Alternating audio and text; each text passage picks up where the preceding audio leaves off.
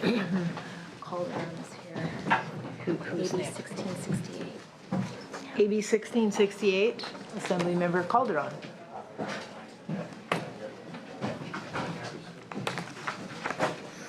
Thank you, Madam Chair and members.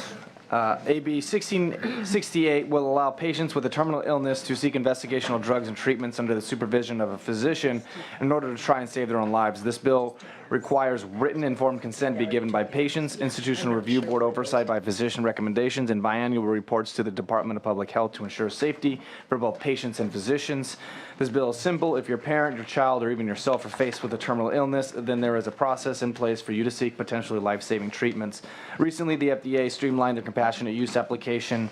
It is touted as only taking 45 minutes to complete compared to the 100 hours it previously required. But this change is simply on the physician's portion, and it does nothing to shorten the manufacturer's portion, the data required by the application, or to reduce the 30 days the FDA has to decide if that patient is going to get the approved for the compassionate use program. Colleagues, terminally ill patients do not have the luxury of waiting. We must act now to ensure that they have access to investigational drugs and treatments that may save their lives. I urge an aye vote on this measure. With me to testify in support is Kurt Altman from the Goldwater Institute and Martha Guerrero from the Los Angeles County. Thank you.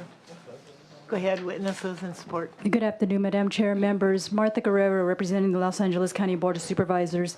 Patients with a life-threatening disease or condition who have exhausted their options to find a cure and who have identified physicians and a pharmaceutical company willing to assist them deserve the right to experimental treatment that could improve their health conditions and prolong their life.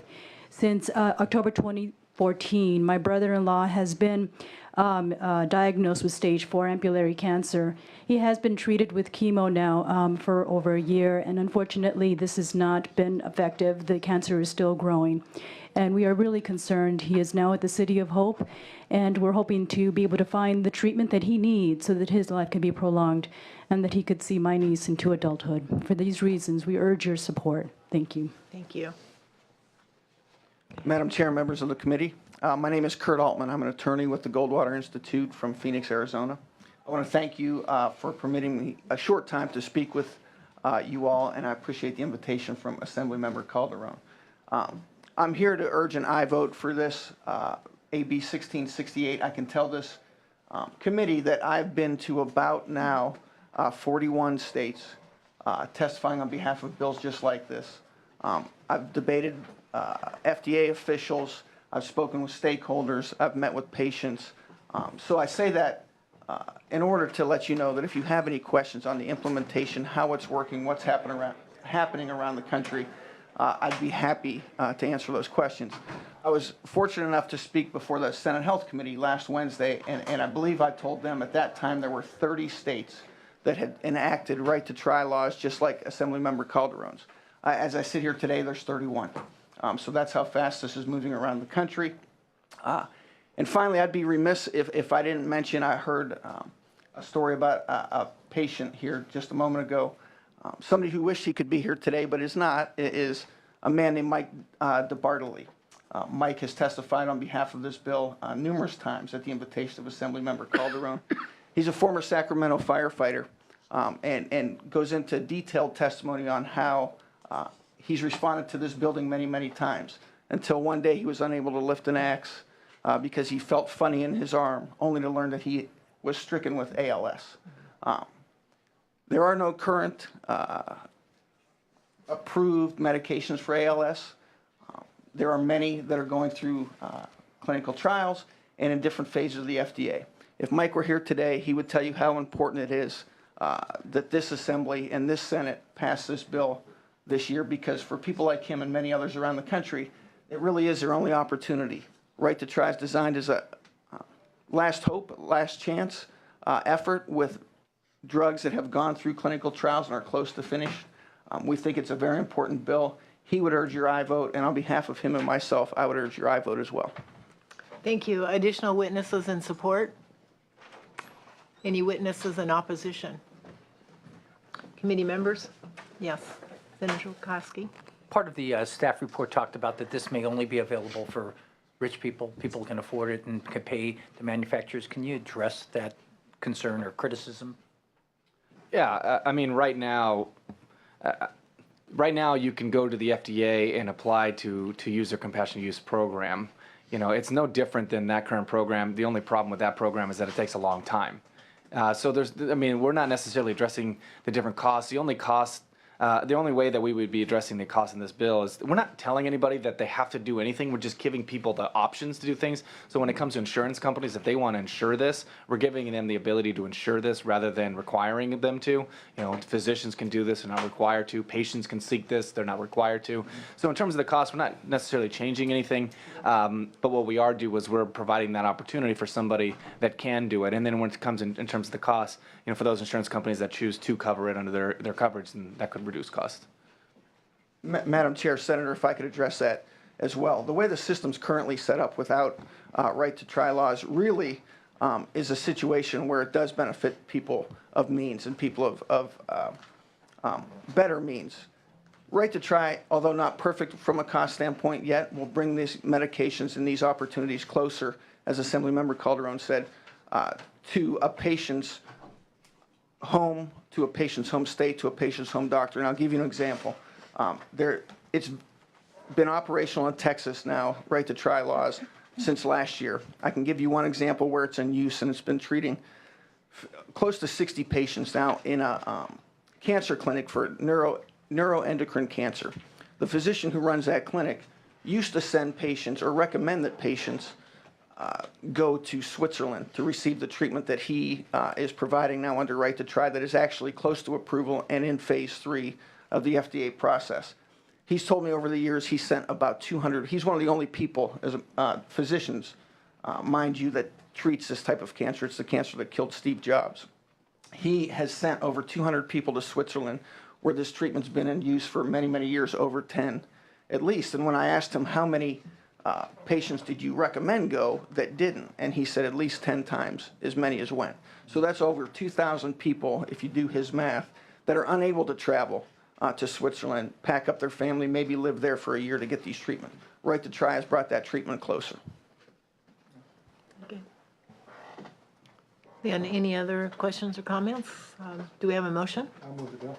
And I think, would you like to close, Assemblymember Calderon? Thank you, Senators. I respectfully ask for an aye vote. And call a roll now. Motion is due pass the Senate Appropriations Committee. Hill. Bates. Aye. Bates, aye. Block. Block, aye. Gaines. Galgiani. Galgiani, aye. Hernandez. Hernandez, aye. Jackson. Mendoza. Wojciechowski. Aye. Wojciechowski, aye. Is it out? Yeah, but just say, leave it open. That's 5 votes. We'll hold that in committee until we have the absent members here. Thank you, To be on members. call. Assemblymember Lowe is here. Was he next? Assemblymember Lowe, I think you're next. Assembly Bill 1751. Thank you very much, Madam Chair and members. Assembly Bill 1751 addresses the current problems related to the California Department of Justice implementation of the California Automated Pawn and Secondhand Dealers System. This measure will help to update the system and allow various parties to participate. With me to present is Bill Duplessis on behalf of the California Pawnbrokers Association. Madam Chairman and Senators, Bill Duplessis representing the California Pawnbrokers Association. I did some quick calculations this morning and realized that 6 members of this committee were co-authors on AB 391 in 2000, which you may remember was a rather large bill, 82 co-authors, I believe, which allowed California pawnbrokers and secondhand dealers to take their daily required reports from a paper format to an electronic format. The bill was passed out of the legislature unanimously, and in August of 2012, since it was an urgency bill, pawnbrokers and secondhand dealers' fees went from $24 to $300. That was to build this system to allow this to be done. Unfortunately, down in the program level at Department of Justice, the increased revenue, I think, perhaps prompted designing a system that was well beyond the statutory limitations of what a pawnbroker or secondhand dealer can actually supply under the law. And as well as that, it also, by in a de facto manner, eliminated the use of statutorily authorized forms of identifications because perhaps they lacked either an issuance date or a expiration date. Anyway, it's been 4 years of fruitless negotiations until actually the gentleman that represents the Department of Justice now to the legislature has worked very well, and we have a compromise. The bill before you actually represents the compromise, which will allow pawnbrokers and secondhand dealers to report items by the name that either the manufacturer or the industry calls them, and will allow reports to be deemed accepted whether or not the ID form of identification has an issuance date or an expiration date. The report will still be deemed to be deemed to have been done. Anyway, with that, I would ask for your aye vote on this important bill to make what we did in 2012 actually happen. Are there any additional witnesses in support? Witnesses in opposition? Committee members? Comments? We have a motion. Would you like to close, Assemblymember Lowe? Thank you very much. I respectfully ask for your support. Motion is due pass to Senate Appropriations Committee. Hill. Bates. Aye. Bates, aye. Block. Aye. Block, aye. Gaines. Galgiani. Galgiani, aye. Hernandez. Hernandez, aye. Jackson. Mendoza. Wachowski. Wachowski, aye. Thank you. 5 votes. The bill has 5 votes. We'll hold the roll open for the absent members. And did I see Bonta? Yeah. Assemblymember Bonta?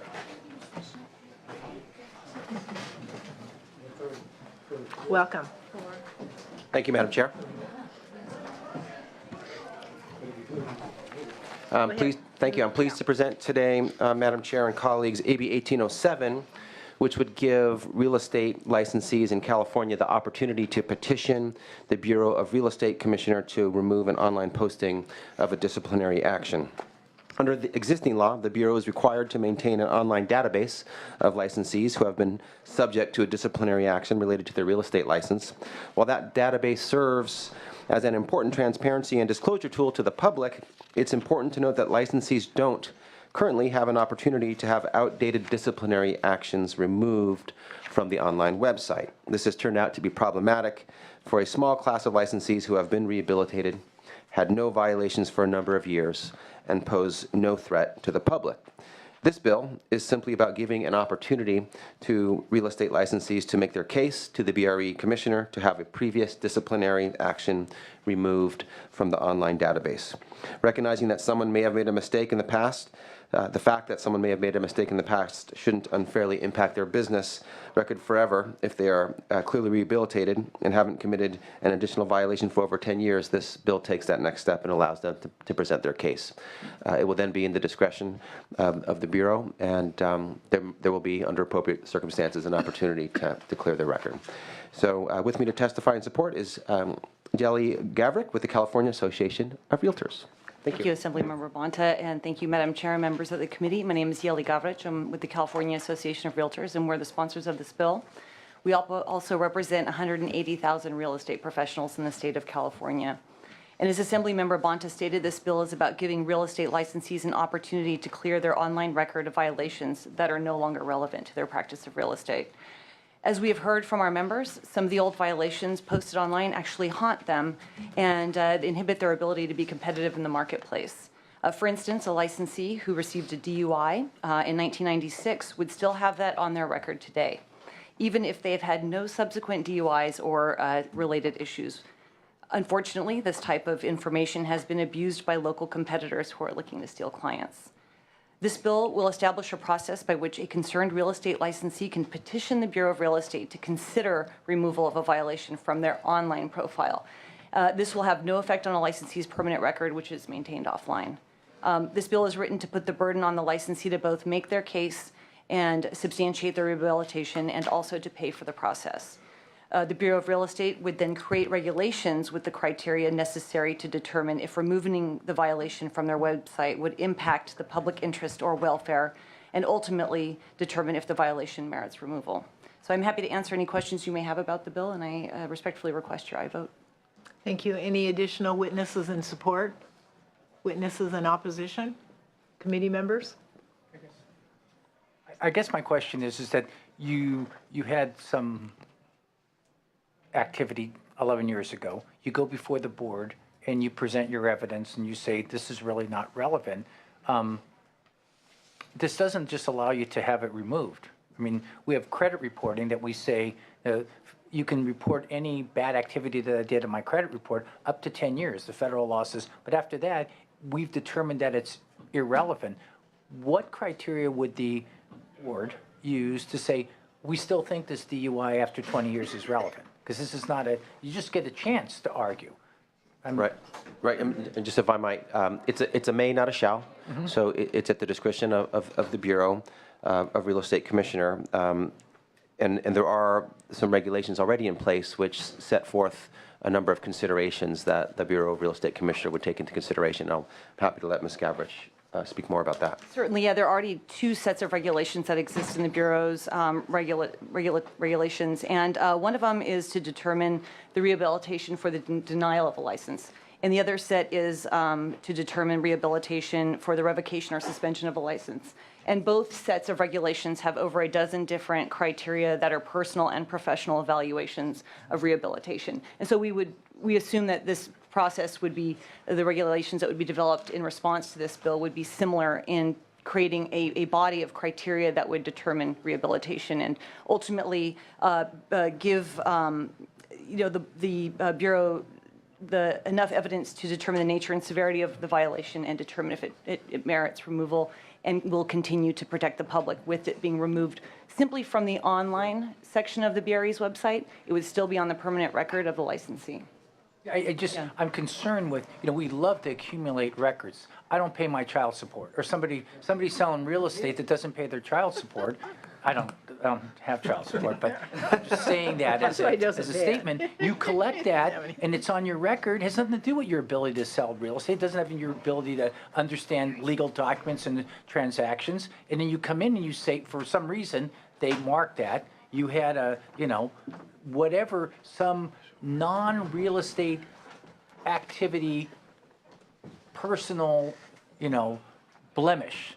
And it's there forever. And the integrity of the real estate license and the person that somebody may have a clean license and they don't know anything about closing documents, structural defects in the property, which is really what I want out of a real estate license, not some do-gooder, clean record because they haven't done anything or they haven't had some other activity in their life that is non-related to real estate. So I'm going to be supporting the measure. I'm just very concerned about accumulation of records forever and ever. There's nothing to do with the license. It's just morality or some other things that folks may not, it's not relevant to the practice of real estate. So. Thank you, Mr. Senator. I'll just say that right now there is no mechanism in place to have anything removed from your record whatsoever. It sounds like you're arguing for maybe a shall or a stronger right to have items removed. That might be something we contemplate in the future, but for now, we thought that providing some discretion to the Bureau of Real Estate Commissioner, they would be able to see exactly what you see, that when things are irrelevant, like a DUI in college, and there's been no additional bad acts, and over 10 years has passed, then that would be a strong candidate for removal. So we think this is a successful approach, but I understand your point as well. Thank you. Very good. Other comments by committee members? See no one. Is there a motion? I'll move the bill. A motion by Senator Wojciechowski. Please call the roll. Motion is due pass the Senate Appropriations Committee. Hill. Aye. Hill, aye. Bates. Aye. Bates, aye. Block. Aye. Block, aye. Gaines. Galgiani. Galgiani, aye. Hernandez. Hernandez, aye. Jackson. Mendoza. Wojciechowski. Aye. Wojciechowski, aye. 6. The bill has 6 votes, so we'll hold the roll over for absent members. Thank you very much. And we have item number 17, AB 2270, Assemblymember Bonta. Thank you, Mr. Chair. And we will, yes. just as to make an announcement, we'll be adjourning by 4 o'clock because we have to go back into session. So I don't know if we'll be able to, if we may have time afterwards, so we'll see how quickly we can get through this. So I'll talk fast. Please proceed. Thank you, Mr. Chair and colleagues. AB 2270 will help small, disadvantaged women, minority, and disabled veteran-owned businesses stay competitive in today's rapidly changing economy by by setting forth a statewide bonding assistance program that will provide assistance to those businesses as they compete for public works contracts. This bill is based on successful programs that exist locally throughout the state, and it provides an opportunity for smaller businesses to have access to some of these contracts for public works projects that they currently don't have access to. It does two things. It provides the bonding assistance, and it also provides technical assistance to help overcome barriers that have existed for small businesses for some time. And we think this is a bill that will help those small disadvantaged businesses, but also help the public more efficiently spend its tax dollars, because it will create more competition for public works projects. And when smaller businesses compete and win those projects, they are proven to create more good jobs. So we think this is an important bill, and respectfully ask for your aye vote. Very good, thank you. Witnesses in support. Bernita Reagan. Good afternoon. I'm with Meriwether and Williams Insurance Services, and we have run bonding programs throughout the state for almost 20 years. And we're really thankful to Assemblyman Bonta and to Lorena Gonzalez for putting forward AB 2270. We're the largest minority woman-owned insurance company in the West, and we believe strongly and understand the needs of small businesses that have very many challenges in obtaining bonding. Without bonding, as I think most of you know, you can't even bid on public works construction. So we have seen the challenges and have worked to overcome those challenges. We've created programs that balance the risk that surety companies are trying to get rid of and looking for ways to include more minority and disabled vet-owned companies who want to participate in public works construction. With Partners and Proven Strategies, we've helped businesses that others said should not be bonded. We've helped companies obtain over $830 million in bonding, and when they were low bid, over 950 contracts, only 2 defaults. So less than 0.1% default rate, showing that these businesses, once that artificial barrier is overcome, can really add to the competitive base and create more opportunities for suppliers, for others in the state who want to work with the state of California. We support AB 2270 because it includes programs that have a guarantee pool that lessens the risk that many of the surety companies look at when they're trying to decide to whom they will extend bonding. It minimizes the risk to the surety and to prime contractors they work with. Education and training is provided. There's close monitoring that ensures that there will not be default, and there's funds control to make sure on the payment bonds that the folks who are supposed to get paid. So we think with a statewide bill, similar to the ones that we've run with City and County of San Francisco and with City of Los Angeles, that there would be increased pool of competition on state contracts and that these businesses are able to grow. So we would really appreciate your support. And with me is Lena Tan, who is the president of Pilot Construction, a participant in one of our programs in San Francisco, as well as Jack Smith from DVBA. Very good, and if I could ask you to be as brief as possible, please. Sure. Good afternoon. Thank you for this opportunity to testify today for the AB 2270. And to make it short about my story is, since 2009, I accomplished with this program.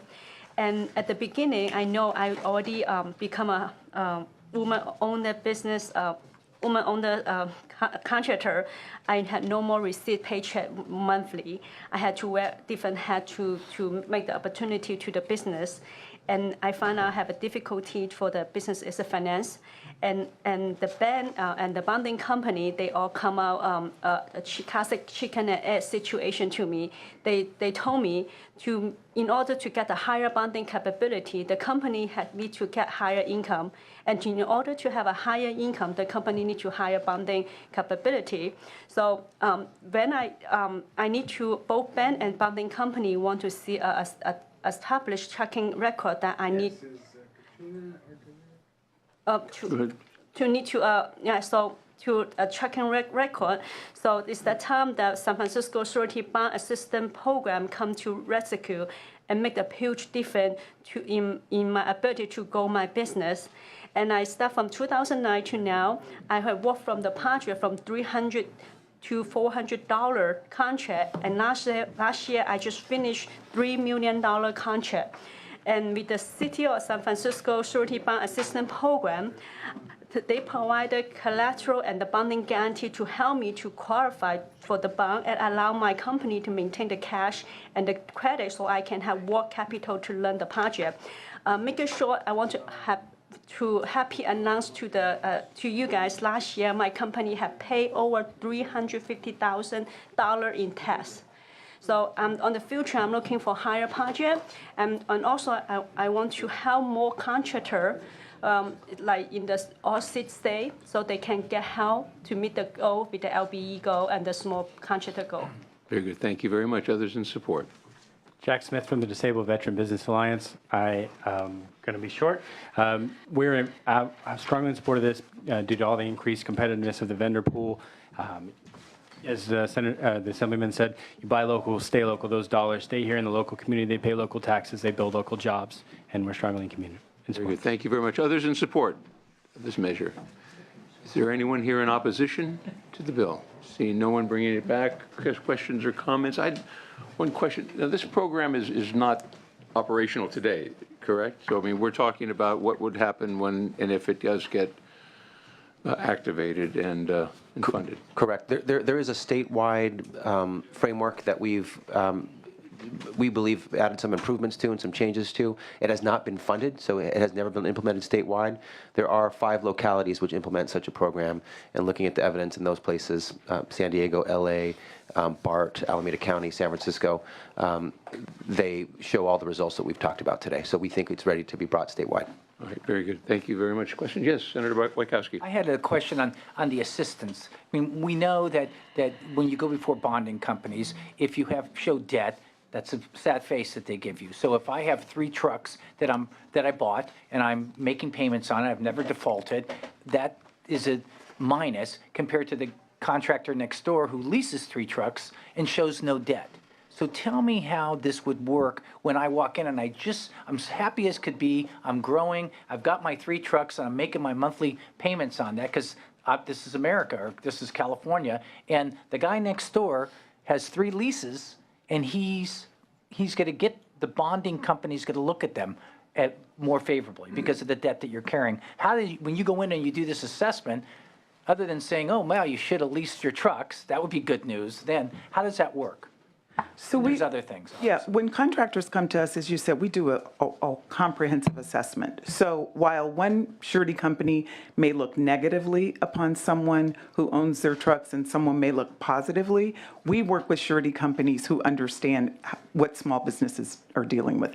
They look at the collateral market. So they look at those surety providers who would look favorably upon the contractor. And so while that may be a negative towards one, we will look at the whole situation for the contractor and figure out who the best broker and who the best surety company is. So, yeah, so we're, having dealt with over 600 contractors, we're pretty adept, our company and others who I think would implement a statewide program, at figuring how to best present a small company so that the things that are good for that company are taken into account positively. Yeah, because I understand we can't change some way some of these bonding companies think and their analysis of what risk is. I can certainly see on the back end that if you're monitoring the payments to make sure everybody gets paid and you have a pool guaranteed, then that will help even the most nervous of the surety bond companies. Yes. On that end. All right, I get it. Thank you. Very good. Thank you. Other questions or comments? Seeing none, would you like to close? Just thank you for your consideration, Mr. Chair and colleagues. I respectfully ask for your aye vote. Very good. Thank you. Is there a motion? Motion by Senator Block. Please call the roll. Motion is due pass the Senate Appropriations Committee. Hill. Aye. Hill, aye. Bates. Bates, aye. Block. Block, aye. Gaines. Galgiani. Galgiani, aye. Hernandez. Hernandez, aye. Jackson. Mendoza. Mendoza, aye. Wojciechowski. Wojciechowski, aye. 7 votes. The bill has 7 votes. We'll hold the roll open for absent members. Thank you very much, Assemblymember Bonta. Thank you, Mr. Chair, colleagues, and staff. Assemblymember Gallagher. Thank you. So patient.